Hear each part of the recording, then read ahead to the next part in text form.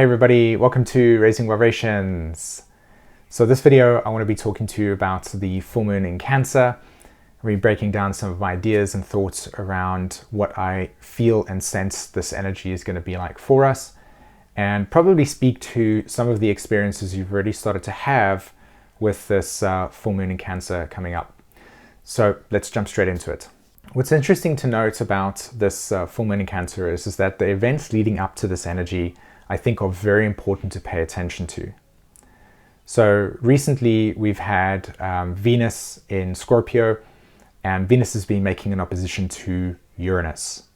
And you know from the previous videos that I've talked about with Mars in opposition to Uranus, there's a lot of energy that has kind of emerged into the collective. I even talked about it in terms of turbulence. There was like a shudder, big emotions coming to the surface from the unconscious. And we've all needed to address in some way what those emotions represented or meant for us. So feeling a sense of discomfort, probably I think it was in September, when Mars was in an opposition to Uranus, it was actually just the beginning of October, if I'm not mistaken. So that opposition brought to us material, right?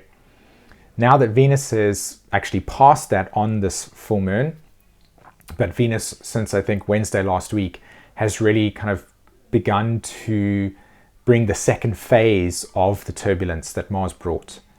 So making the direct correlation between Mars and Venus in opposition to Uranus in Taurus is an important thing to consider and to think about.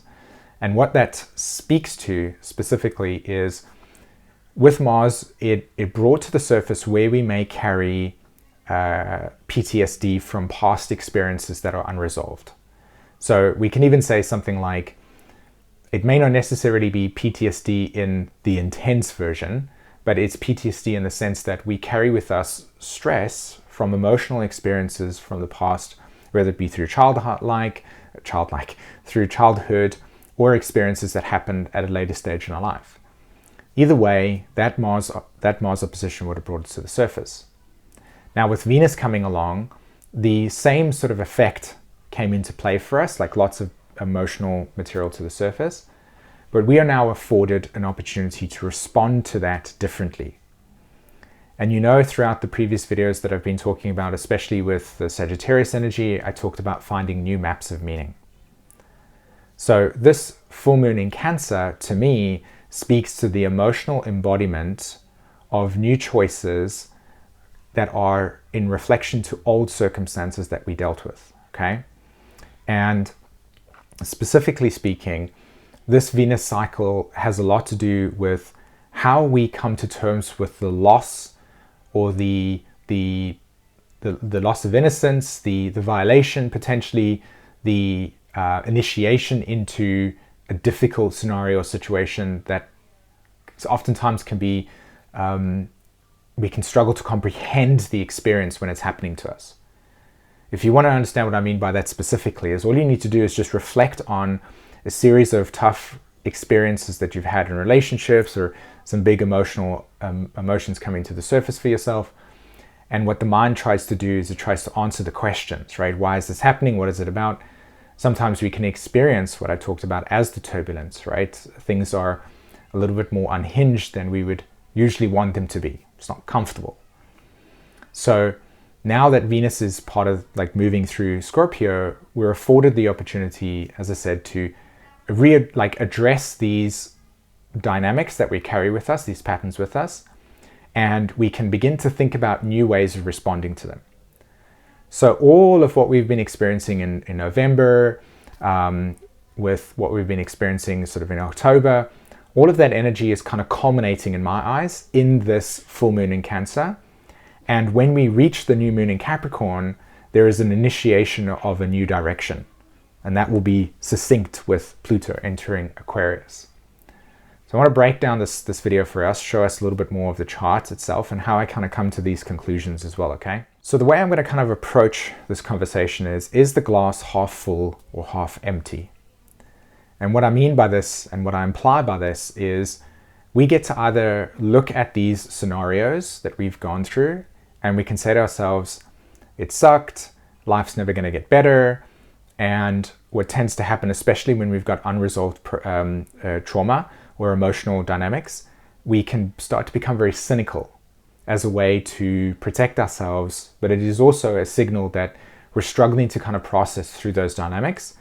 And you'll notice in a few videos that I've just recently created, one of the priorities, one of the strong guiding principles that you need to have, or at least to be like consciously working towards, is recovering the loss of agency by addressing your suffering, the parts of you that have been disempowered. And so you form an ego perception, a memory field, a sense of idea around these experiences, and all you do is you look at everything that you've lost. And it's a very challenging perspective to take, because it asks you and invites you to consider that there might be another way for you to help yourself recover from the experience or the dilemma. Now, in most cases, we can easily sort of develop resilience and work towards resilience and emotional welfare. But in other cases, that's too much to deal with, right? It's too big. Now, that's what I'm saying here is that 70% of the time we can begin to at least address these unresolved suffering patterns. But there are going to be times in our lives or situations in our lives where the level of the intensity or the grief or the pain that we carry is too much. And that's something that can be challenging to overcome. So don't feel that you need to, if you're sort of like, I don't know, getting upset with yourself, or the super ego comes in and says, look how you're failing at not doing this whole agency thing. You can afford more self-care in that area. But only you know what I mean when I'm talking about that, because I can only imagine the types of people that potentially are in those scenarios. Just kind of clearing that clear there, okay? So again, what I mean by the glass half full is we have an opportunity to, in a sense, address these underlying patterns and ask ourselves the question, how am I still stuck in a grieving process? How am I still stuck in the loss of the agency and the disempowerment? And how may I, in a sense, I don't like the word, I don't like to use the word victimized state, because to me I feel it's more like there's more to it than that. But where you may not believe that you can actually overcome, or at least work through, or reshape or reframe your emotional experience of a situation so that you can re-empower yourself, like that's what I'm challenging here. So can we see life as opportunities as opposed to just seeing it through loss and what I've lost, and oh, this has happened to me, and this is this person's fault, and that person's to blame, etc. Like it's taking full accountability for a lot of the challenges that we experience ourselves through, and asking where we may have an ability to emotionally grow through the experience. So Capricorn is very, very much about asking ourselves where we can step into empowerment versus be stuck in the emotional regression that has occurred in a high impact situation, or an emotionally difficult situation, or where you felt that there are unresolved feelings towards things. So it's kind of airing it out. So self-mastery and reclaiming agency, Pluto 29 degrees square the nodes with Uranus in conjuncting the South Node. I want to look at healing through understanding loss, and that's the Neptune trine Venus and the Venus square to Saturn.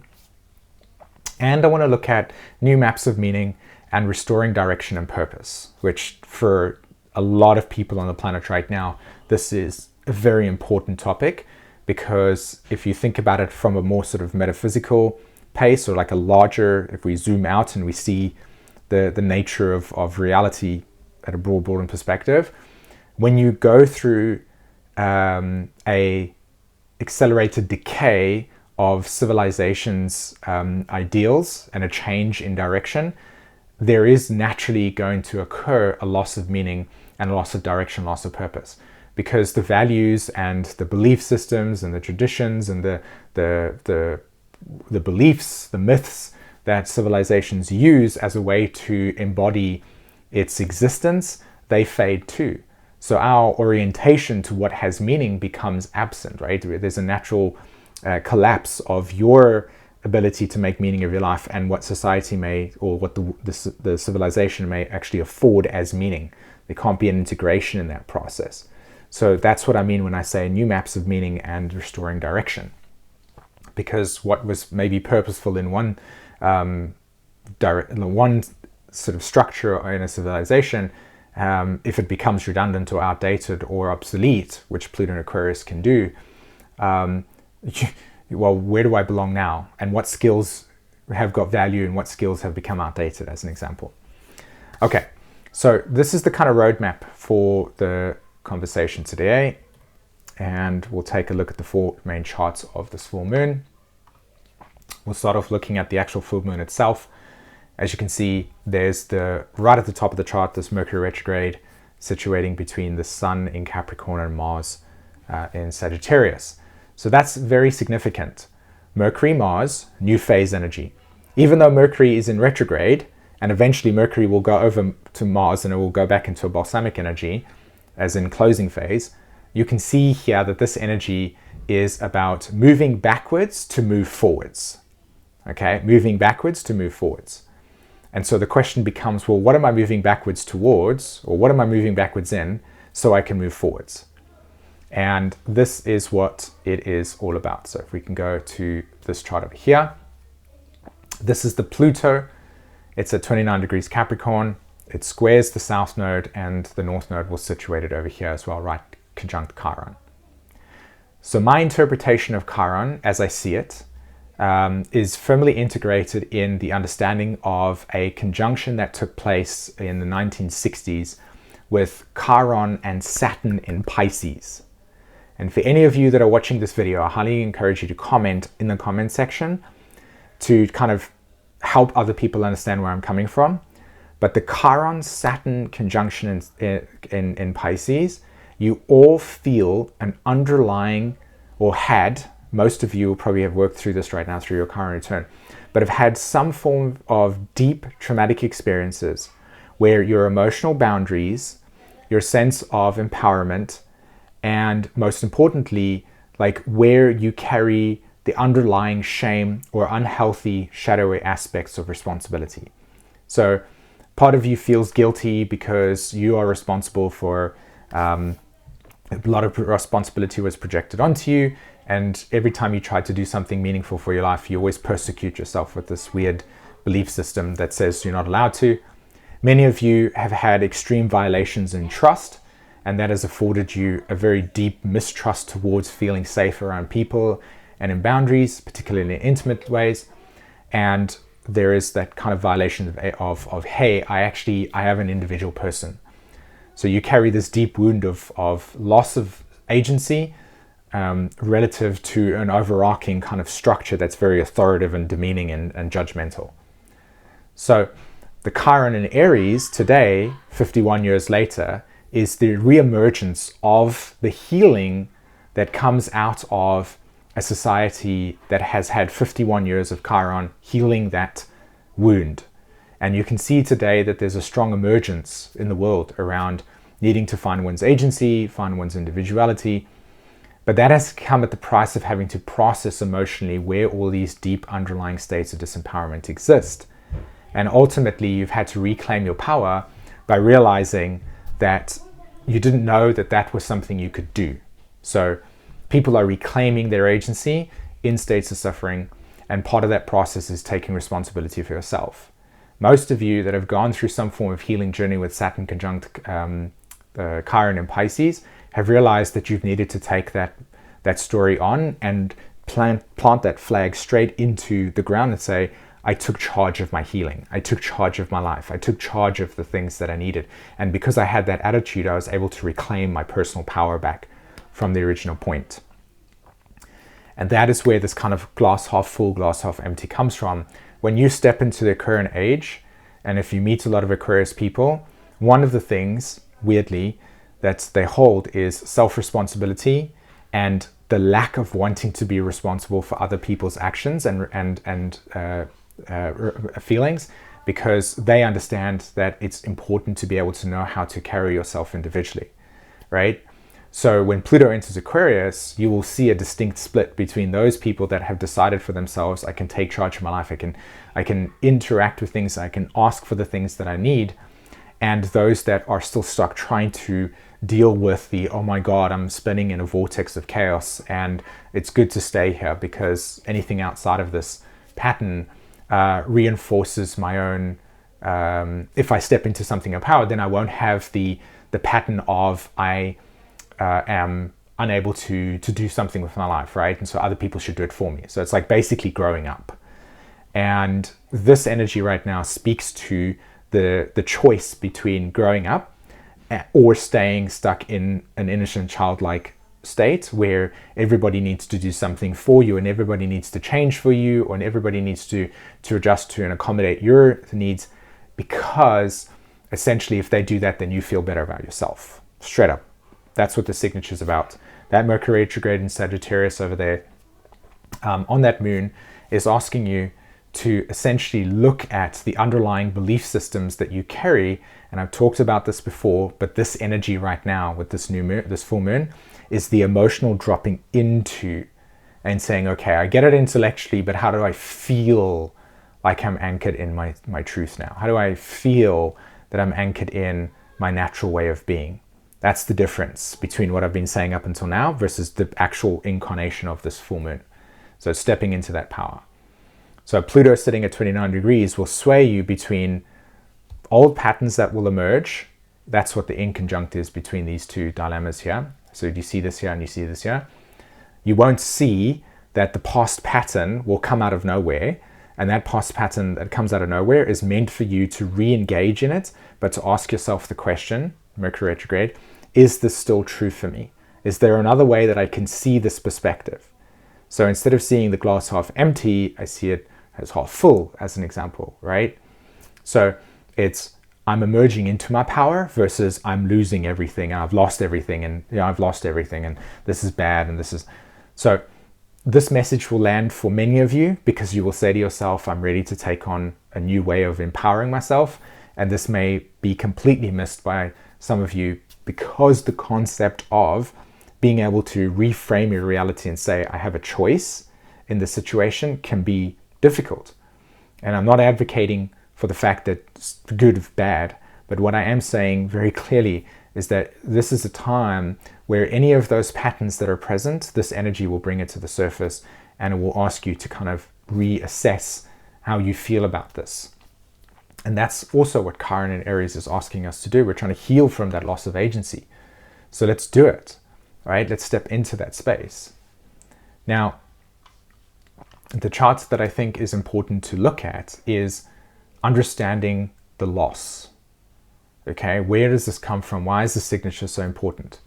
So we've got Venus sitting in Scorpio over there. As I said, it's been opposing Uranus, and it's got a trine to Neptune. And this trine between Neptune and Venus is the signature where we get to reassess the violations of deep trust, right? Where we have trusted, where we have opened up, where we have said this is sacred, and then something has happened to us in the past that was tough, that was difficult, that we got hurt by. And so we carry that grudge, we carry that hurt feeling with us, we carry that sort of anger of like, you did this to me kind of thing, or I'm upset with life because I was just going about and then something happened to me, and that's the disempowered piece. The wisdom in Scorpio is that you will come into this world, there will be violations.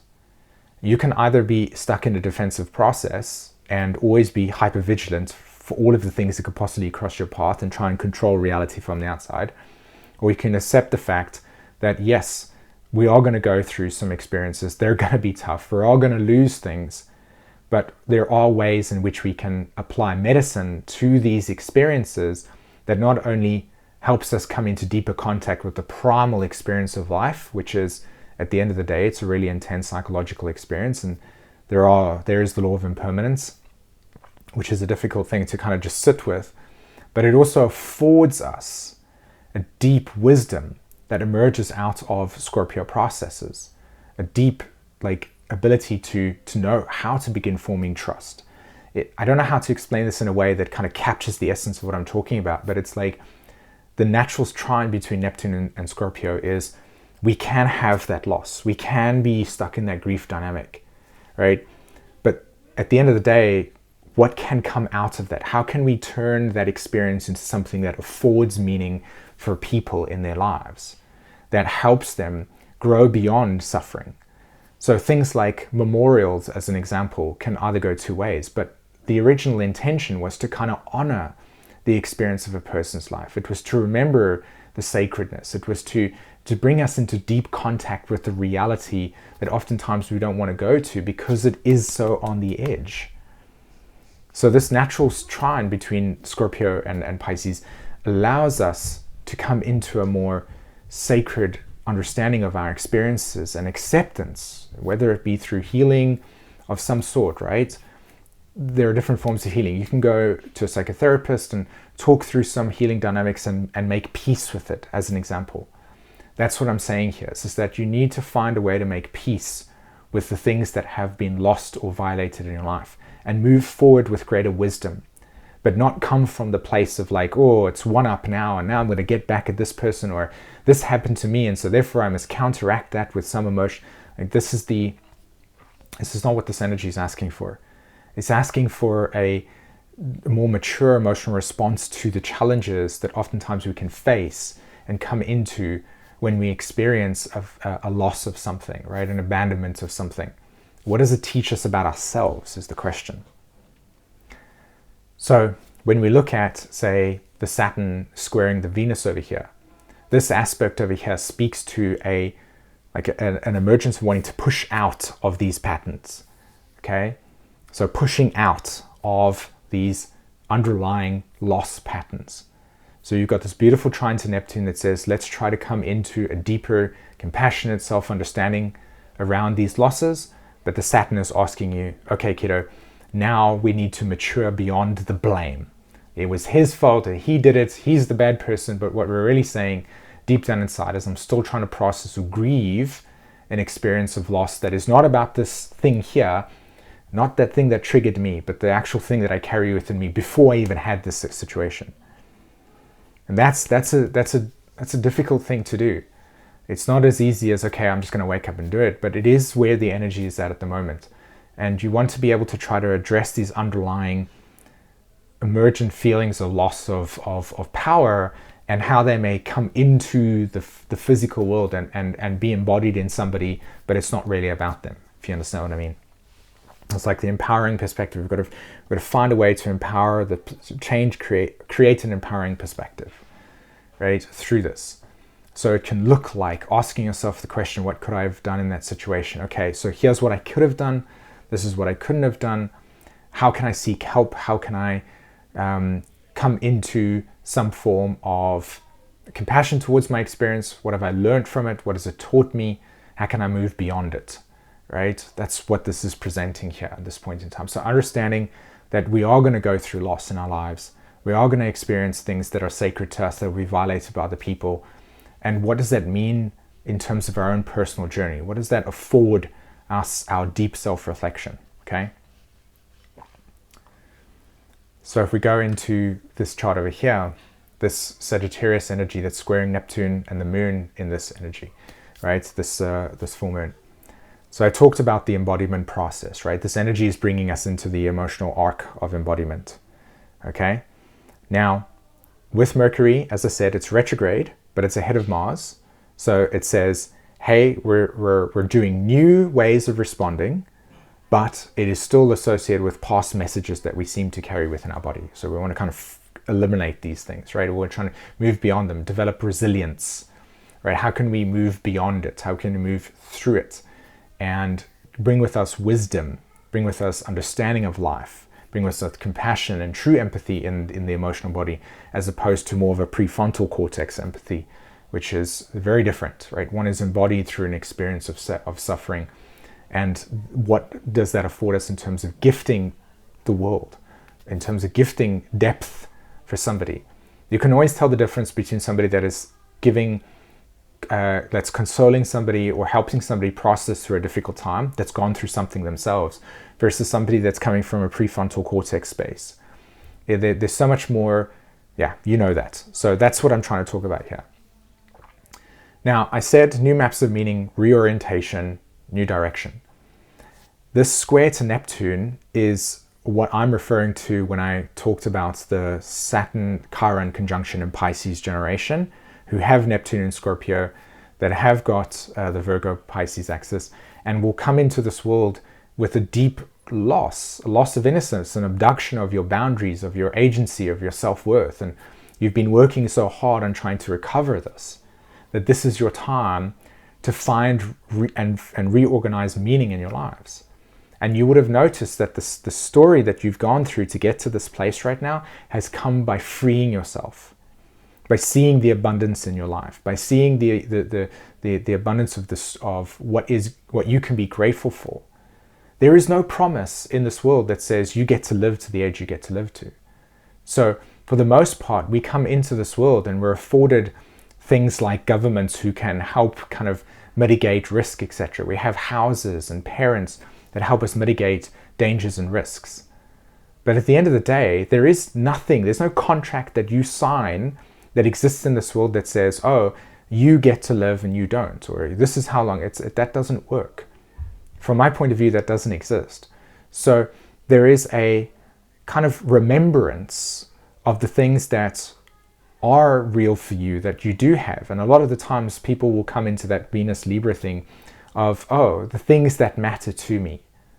So this is kind of prompting the reorientation in our civilization to step into a more like, I can reframe my experiences and not let them always be driven by this underlying subconscious thing of loss. And so therefore I'm always a victim to things, but I can choose to respond to it differently, and I can grow out of this experience, and I can carry with me the wisdom that from this experience. And that the squares to Neptune it's not just you personally, it's the entire collective that's going through this process of transmutation, where we are seeing the human condition. And there are so many scenarios in the world where the human condition just keeps on reinforcing to you that it's really bad. And there are places there is incredible tragedy, and there's incredible trauma, and there's incredible suffering that's taking place. And it's not to say that that's not true. But we can ask ourselves the question individually in our lives, where we can have agency in the most immediate environment. What is it that you can step into that can afford you power? So last thing I want to say just before I go is, for all of you that have signed up for the Aquarian life as well as to study astrology with me over the next coming months, I'm very excited to begin with that with you all in January.